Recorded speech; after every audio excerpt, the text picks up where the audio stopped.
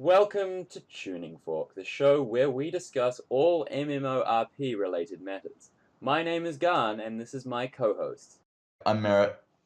Um, Today we're doing a somewhat less comedic episode.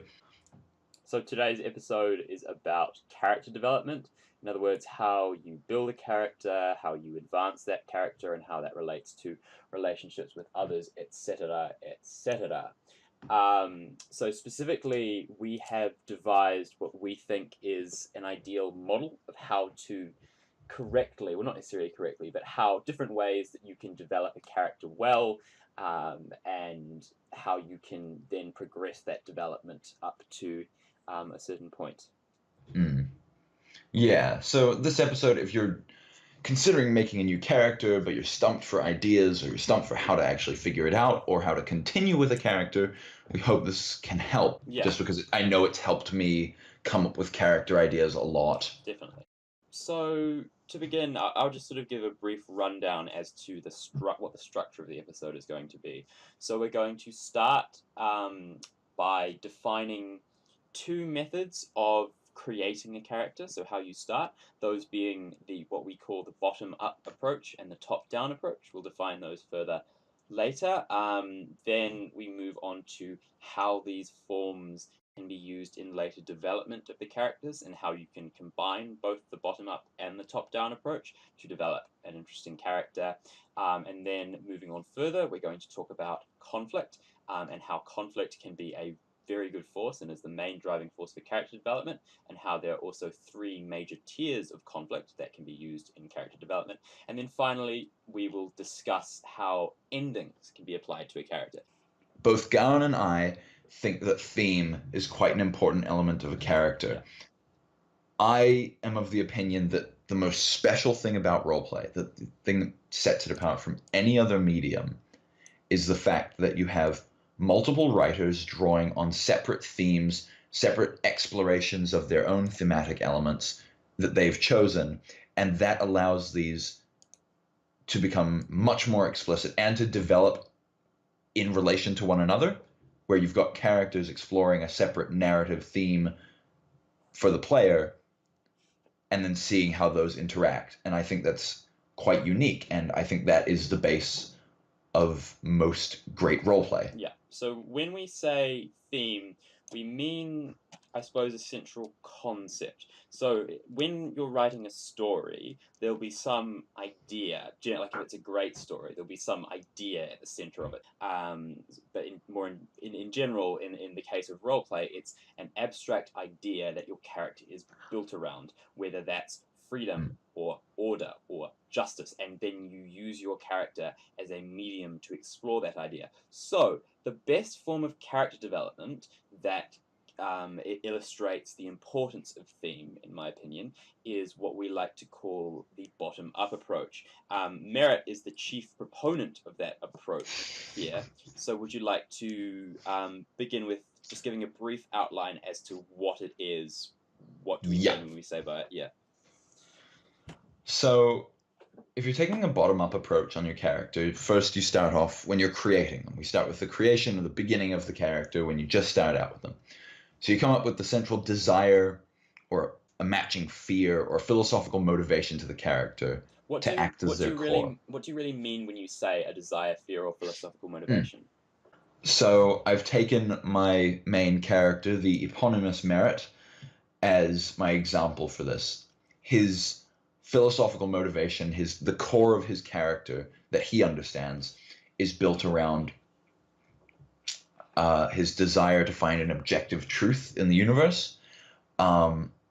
He basically believes that there's some way to discuss the universe without resorting to familiar concepts and shared ideas, like calling things essentially the concepts that they are. And he thinks that if we can find a way to avoid doing that, that we will mentally evolve into a new state. And that's his obsession. And so that's the core of his character. So you start off with something like that builds them, that anchors them. And then we derive personality traits and behaviors from the central core to provide the character with enough anchoring to begin role-playing. So now that I had my core for Merit down, I decided, okay, so he's so obsessed with this. This is what I want to explore. I want to develop him around this center idea. So then I decided, well, if he's so immensely obsessed with this, then he needs to, one, probably be undead, because only the undead are either deranged enough or have enough time, considering that they don't sleep, eat, whatever, um, to be so obsessed. And two, peculiarly oriented due to his circumstances. So I took away the things that you would normally expect of in a Death Knight, with the powerful magic and the immense physical condition and everything like that. So I made him by circumstance better attuned to what I wanted of his character. So just to carry on from that, all good points. But to illustrate further, so I have a troll character called Inuji, but it's spelt with an H at the front. So his central desire, I suppose, is one that's not exactly entirely original. It is the promotion of his tribe, the Darksphere, at all costs. He is entirely devoted to the victory of his tribe. But that's quite interesting because I initially regarded that as his core desire, but when I thought more about what his philosophical motivation was, I began to see more that the reason Inuji valued his tribe so much is because, and this is going to get quite pseudo philosophical, at his core, Inuji sees the universe as fundamentally meaningless. He sees things like morality as being without basis. He sees there as being no underlying order beyond that which arbitrary gods demand. And as such, when he realizes this, his response is not to initiate some sort of anxiety or fear of what's going on. He just shrugs his shoulders and he goes, yes, I know that everything's meaningless, but I don't care. This is what I subjectively care about.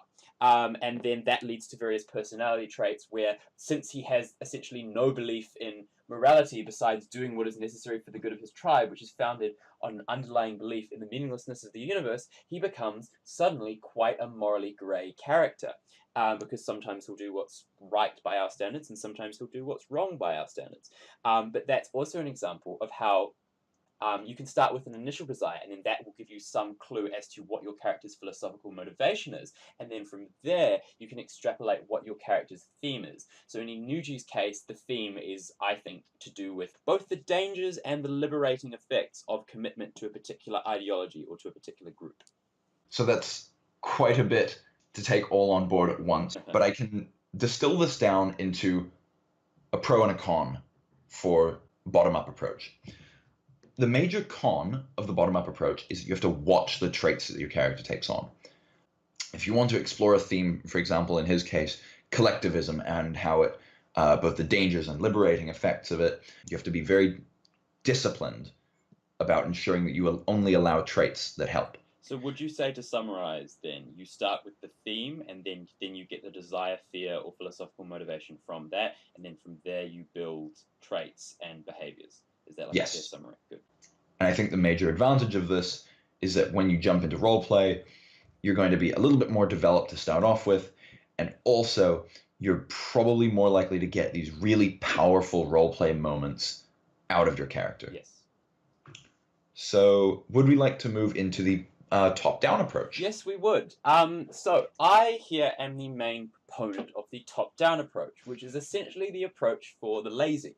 It really, when I talk about the top-down approach, I talk about it as if it's a philosophical methodology that I've thought out incredibly carefully. But really, it's just a product of me not wanting to wait like merit to develop a character and just wanting to like jump straight into roleplay. So what is the top-down approach? It's essentially the reverse of the bottom-up approach, as the name suggests.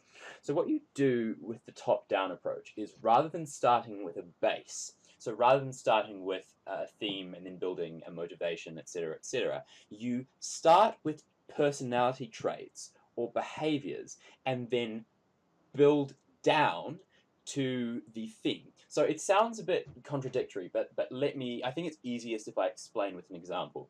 So the eponymous Garn, my Tauren character, when I started playing him, I had no idea what his real personality was going to be, what his deeper themes or anything surrounding him were going to be.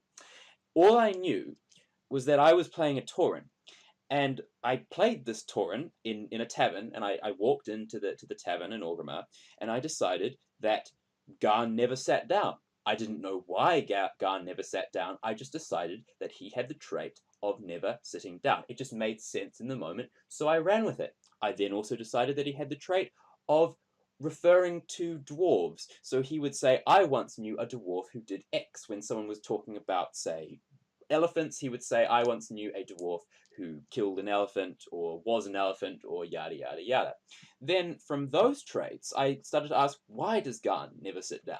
Well, then I realized Garn never sits down because Garn likes to travel. He's a traveler. He's a wanderer. That is the core of his character. So from there, I worked out that Garn was a wanderer, and then from Garn being a wanderer, I worked out that he would probably have a huge amount of value placed on freedom and individuality and the ability, like, not to be constrained, and that this probably led to some conflict with more conservative elements within his society, and then that gave me his underlying philosophical motivation, which is freedom, and also sort of the theme that I was trying to explore with him, which was also freedom. So as we can see, the top-down approach is essentially starting with these random, eclectic, this mix of traits, and then from there building a character. I like to describe it as a process of discovery. You don't know everything about your character when you walk into roleplay, which is what makes it so fun for me. In other words, you posit a trait, you posit a behavior, and then you come up with a theory as to why this behavior exists. So it's almost like you're looking at your character from the outside, watching what they're doing, and trying to come up with examples as to why. And another example of sort of me doing this sort of at my most insane in Garn is when I was on a travel role play with Garn, and Merritt was there as well, and he was sort of walking around, and I decided that Garn was sad.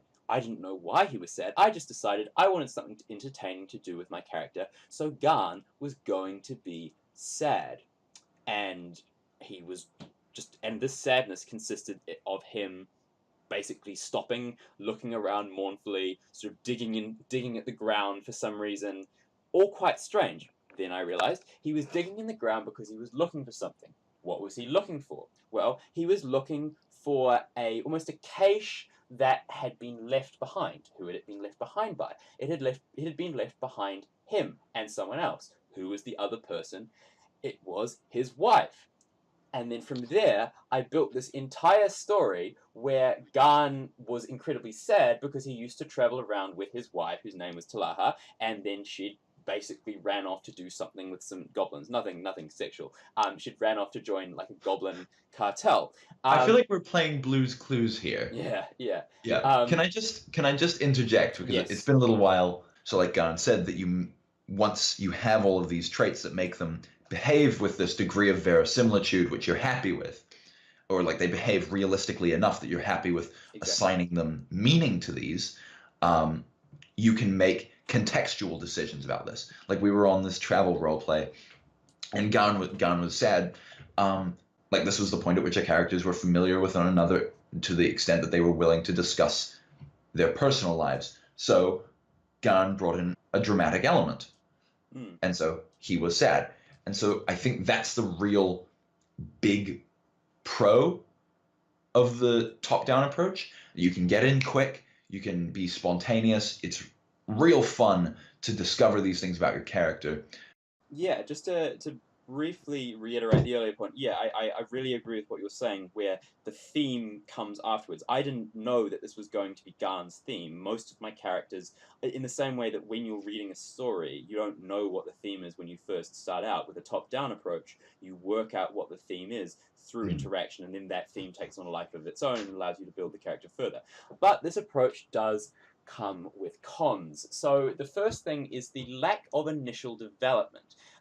So when I walk into, if you're RPing with both myself and Merritt, and I walk in and Merritt walks in, and you start intensely questioning my character, and you start intensely questioning Merritt's character, I will at some point, probably almost immediately, have to start resorting to bullshit, because when I first break my character out, because I can get it out so quickly, it's quite undeveloped, and you can get caught out on this if you can't improvise fast enough. This requires a degree of being able to improvise. Another issue is your character can be quite eclectic, in the sense that you can, if you do this wrong, you can come up with all these different actions that your character is doing, and then come up with all these different explanations for them. And then if those don't end up fitting together, what you can have is a character that has lots and lots of different sort of traits, but they don't really fit into a whole. Although They feel they fragmented. feel They fragmented, feel exactly. disconnected.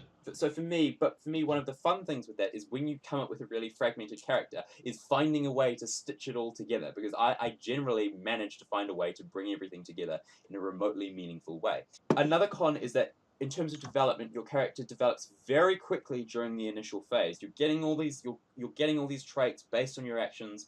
And what may happen is that you may find that the initial underdeveloped character that you started out with certain traits, is contradicted at some point down the line by the more developed character that you end up with. And then that may require you either to reconcile this change with an in-character explanation, in terms of just saying that it's in-character development, or in the worst case, it may actually require you to retcon some of those early interactions when your character was behaving in a totally different way. Also, keep in mind that often these lines between top-down and bottom-up will blur a little bit. That you hybridize to make do on a purely aesthetic level. So a character may be created bottom-up, but you find some events or something like that that really match their thematic exploration. They're particularly pertinent, and so you go, yes, I'm adding this trait right now, and then you work your way down. How does that link into the thematic element? Oh, cool, I like that. So I've got a troll character as well named Haruni, and I created him bottom up. I decided he sees himself kind of as the antithesis of all hive mind behavior. He is very much interested in the mind of the individual. So I created him bottom up, but now that I've begun to roleplay him for the past week or two, I've chosen these small little traits that are purely superficial until I apply them to this character's aesthetic, like aesthetic as in principles of a work rather than like appearance. So like, he carries prayer beads around with him all the time. They hold personal value to him, and he thinks that that's a very, important element of his existence, and I rationalized that out down to that level. So in the interest of time, I think we should move on to our next stage of character development, which is probably the most major driving force of character development of all, conflict. So conflict is essentially when two characters have some form of disagreement. This can be physical or violent if you want it to be, if it's going to escalate to that point. But there's no reason it needs to be. It can be purely verbal. Conflict can take many different forms. But being more specific, on going beyond the level of whether it's physical or verbal, we find there to be three major tiers of conflict, which each contribute differently to the development of a character. So, Gan, can you tell us the three main tiers of conflict? On the top tier, we have personality-based conflict. Then the middle tier represents ideological or opinion-based conflict. And then on the bottom tier, we have thematically based conflict. So by top, middle, and bottom, we don't mean getting worse. We mean getting more deep. So that which is the top tier is that which is the shallowest, in terms of character development, and the bottom tier, which is thematic conflict, is that which gives you the most and the deepest character development. And also, these all have their own place in time. We are not giving them any kind of. We're not saying that any of these are better or worse. That they all have to be used judiciously. It does become easy to go, oh well, I obviously want the deepest character development, so you jump straight to the lowest on the hierarchy. But if you go straight to bottom tier without your character going through any explicit personality development, is gonna be difficult and will often come off as contrived. So, it's you start baby steps. So starting with the top tier personality-based conflict, which is sort of it's fairly standard and should be fairly intuitive, but I'll explain it anyway. So it represents the shallowest level of engagement between characters, and constitutes sort of like a minor disagreement. And I suppose when we say minor, we don't necessarily mean it's not serious because personality disputes can escalate to a degree. But what we mean is what's underlying it isn't necessarily that important in an objective sense. So, an example could be maybe you've got a character who's a real loudmouth and goes around insulting everyone, and then another character goes, "Why are you being so rude?" Then they have a conflict because one character is being rude, the other one doesn't like rudeness. Another example, a character is performing an activity which bothers another character. That bothering then relates to that bothering then leads to that character speaking out, and in that situation you have a conflict. What these all have in common is it's a reaction to a behavior or trait that a character has. Um, so at the middle tier, we have our ideology-based conflict, which is a slightly deeper level of engagement where the characters are aware of the differences on their personal interpretations of things. So, an event happens, um, one character will handle it differently from another. It may have moral compunctions that others don't share, and conflict arises due to incompatibility of these morals. Um, this is a really good type of conflict because if your characters, for example, are bound together by circumstance, say that they can't leave, they're going to have to reconcile these facts, and it allows them to develop morally, politically, whatever, because it has grounding in these events that begin to shape them. Yeah, so in terms of examples of moral conflict, it could be that my character is more of like whatever means necessary as long as the end is Mm. good. So like it's okay to like Yeah. shoot 2 people if it's to save 10 people. And my character would be more of like a deontological view and say, no, it's not okay to pull the trigger and kill those people because that's killing 2 people. Yeah, and then you've got ideological conflict, and you can see Yeah. how that can be quite deep. And then on a political level, it's because we're not like in real life. It's not going to be like conservatism versus liberalism. It could be to do with maybe your character in the context of your political universe supports Mm. a certain leader, the other one doesn't, has a particular value, the other one doesn't, etc., etc. Vivek is gay. Bottom tier. What do we mean when we say bottom tier? So it's actually not necessarily something that can stand entirely on its own. In fact, if it does stand entirely on its own, then it will come across as quite artificial and not really belonging in the scene. But it's something which can underlie the middle tier. It's more of a supplement to the ideological conflict. So what is it? Essentially, it's thematic conflict. So it's where I have a character who say represents the theme of chaos, and you have a character who represents the theme of order. Maybe I have one who represents freedom, yours represents control or conformity, etc., etc. And then we have a conflict that relates to these Mm. themes. So this level of engagement takes place partly in character, in the sense that the characters will probably be aware that they have a difference in values, Mm. but hopefully the characters aren't aware that they are meant to represent a particular theme. Mm. Because if that does happen, it will be extremely artificial. If a character stands up and says, well, I believe in this goes for ideological conflict as well. If a character explicitly states, well, these are the values which I believe in, or this is the theme which I represent, or something, and you have a debate where characters are explicitly using the words freedom and control or order and chaos, that's incredibly artificial. Yeah. No one talks Would like that. Gun, would you agree that when I say this requires the writers to be aware of the themes involved? So for me, it's like merit is my exploration of what makes people tick. So that's for me a very like personal interest, and that is an exploration that is done both in character and out of character. I like to learn the process of my fellow writer. The characters are not aware of these themes. Merit is not aware that he is a tool of understanding the mind of some god of their universe that controls the actions of a person. But I, as the writer, understand that that's my theme. And so, Gan, what would your theme be, for example, just for me to finish this example off? So say I'm playing Garn, and my theme is an exploration of freedom and non-conformity. Okay. So, like, those aren't opposite themes, but it just takes oversight such that the events are written to cause the conflict rather than twisting your characters to fit an event. Yeah.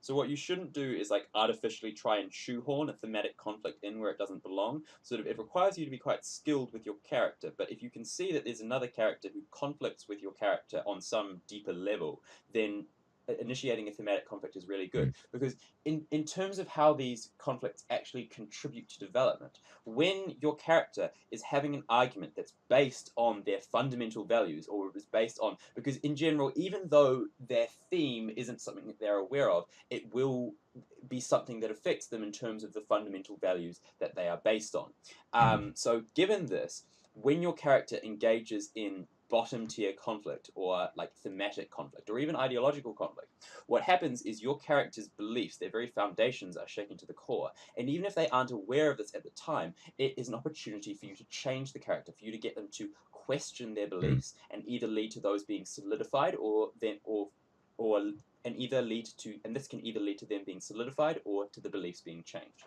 Yes, and I would say this is the most emotional of all those conflicts. This is where you, as the writer, are going to be feeling the most, because this is where you're putting your own ideas, your own theme out there for the conflict to take hold of them and possibly do damage to them. So this is where it becomes the most personal. If you've ever had a problem with writing a self-insert character because you really want that sense of yourself being there, this is how you do it. When we're discussing character development, it's often discussed in terms of an open-ended program, a program that doesn't necessarily have a finishing point.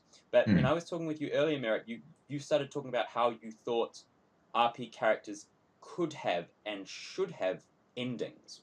I think there are certain circumstances that bring around the necessity of a character's ending, or also that if you have completed your thematic exploration to the point at which, like Gan, like you said before, that you posit something even more in a grand scale, that you posit something about your character, all of their traits, all of their drives, all their motivations and passions, you put them forth into the world, and then you have your thesis underneath that your thematic exploration takes into the world and how it manifests itself through your character. Once you do that, once your character comes point A through to Z back to A, that's they've developed as a character.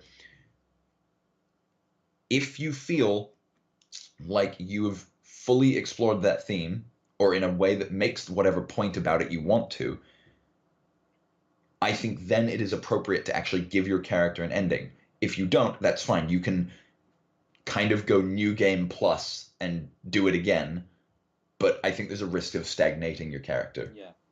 I was just going to say briefly, like, Gun, what do you think of this idea that I've had, which is that there are certain circumstances that come around where continuing with your character, just like if lore kind of makes it too disruptive. So, like, Legion is over, the Legion's been defeated, Sargeras is imprisoned. What are demon hunters going to do now? Yeah.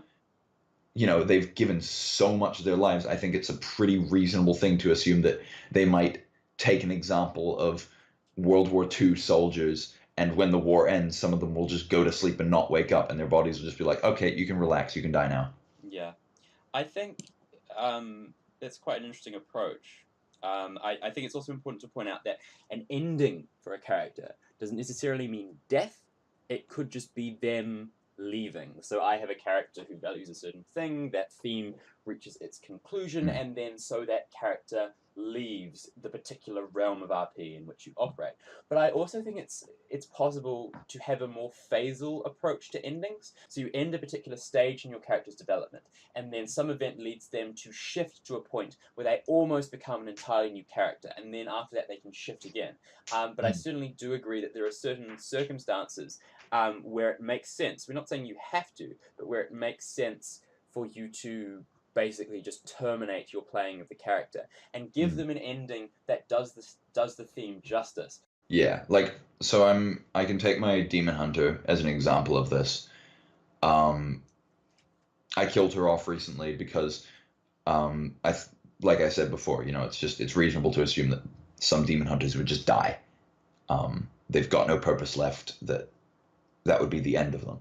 Now that the Legion's gone, I felt like it was too hard for her to continue with her motivation because that one motivation which had kept her going so long, which had enabled me to explore the themes I chose to do with her, was now gone. So I can't, like you said, beat a dead horse and keep going with this character when the thing that enabled them has been removed.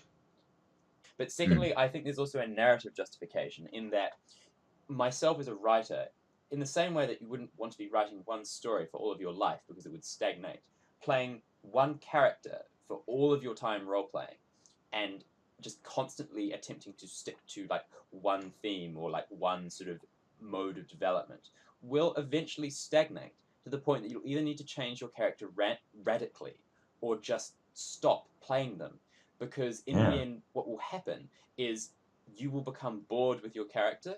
In the end what will happen is you will no longer have that same energy, that same excitement that comes with a new character. If you can keep that passion going, then by all means, we're not telling you need to murder all your characters, but pay attention to that, because in order to do the narrative of your character justice, it may be necessary to end that narrative. And so I think to do this episode of our podcast justice, I think here is the place that we're going to end it. Yeah. I insist that everybody come and give us a shout on Bebo, Pornhub, Facebook, and Twitter.